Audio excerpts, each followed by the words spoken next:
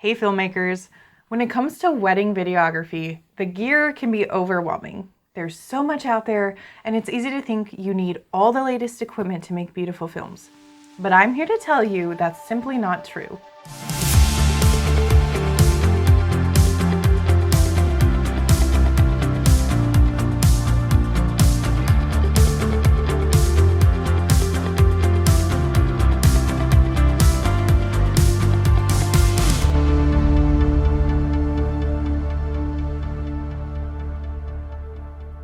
In today's video, I'm going to break down the essential gear you need to get started filming weddings, and just as importantly, what you don't need. So let's simplify things so that you can focus on what really matters, telling a great story. When selecting gear, it's important to balance quality with efficiency.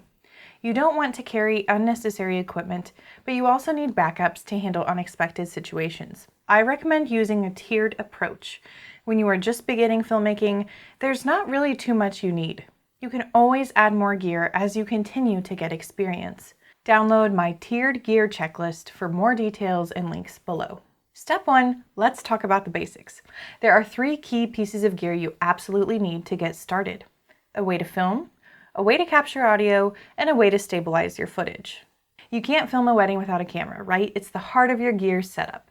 And while there are tons of options out there, focus on finding one that gives you a good image quality and works with your editing style. Don't get caught up in the latest models, just make sure your camera meets the basic needs for professional video. Next up, audio. I can't stress enough how important good sound is. A wireless mic for the vows and the speeches is a must. Audio is half the experience of a wedding film, so don't skimp on this one. If it's possible to add a shotgun mic to the top of your camera setup, that's also a great way to capture ambient sound and have a backup for those bigger moments. And lastly, a way to stabilize your footage. If you're just starting out, I recommend getting a monopod because it'll be cheaper and easier for you to learn on. You'll use this for smooth, steady shots during the ceremony and reception. It's lightweight and easy to move around with, and it'll save your back during a full wedding day. Now let's talk about additional gear you can add as you grow.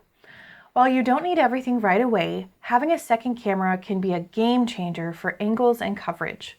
It's perfect for capturing both the bride and the groom during the ceremony, or getting that epic wide shot during the reception.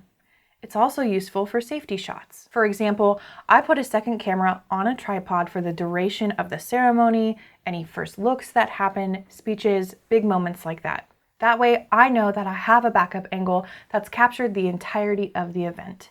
If you want to get more creative, you can think about adding a drone or external recorders for higher quality audio or backup footage. But remember, none of these are essential for getting started. They're just nice extras to have once you're comfortable with the basics. And when it comes to lenses and lights, these can come into play down the road. A good prime lens can help with low light, and soft lighting can make a huge difference in indoor settings. But again, these are not must-haves for a beginner. You can always rent or borrow if needed until you're ready to invest. Now let's talk about what you don't need to worry about. A lot of filmmakers think they need every single accessory right out of the gate, but honestly, you don't need all the extra gadgets. Skip the fancy camera sliders, extensive lighting kits, or even too many lenses right away. Focus on mastering the basics and telling a great story. The gear doesn't make the film, the filmmaker does. Plus, having a lighter kit will allow you to move more freely throughout the wedding day. With less gear to carry around, you're able to stay agile and capture those spontaneous, candid moments without being weighed down. It's all about being able to adapt and stay present so you can focus on telling the story rather than managing a heavy setup. One piece of advice I remember getting when I was just starting out was not to spend the money investing in a drone until I had invested that same amount into education. This was critical in developing my own style and really developing the confidence it takes to capture weddings well. All right, to recap, the 3 essential pieces of gear to start filming weddings are a camera, mic, and a stabilizer like a monopod. Once you're comfortable with those, then you can add a second camera, drone, extra audio recorders, or extra lenses. To help you out, I've created a free downloadable gear list to make sure you get started with the right equipment without breaking the bank. You can grab it in the description below. And remember, gear is just a tool, it's your storytelling that truly matters. If you're ready to learn more about creating emotional, story-driven wedding films, I've got a free training where I dive deep into how to elevate your wedding filmmaking skills. Check the link below to sign up. I'd love to hear from you. What gear do you swear by for wedding films? And what do you never use? Let me know in the comments, and I'll see you in the next video.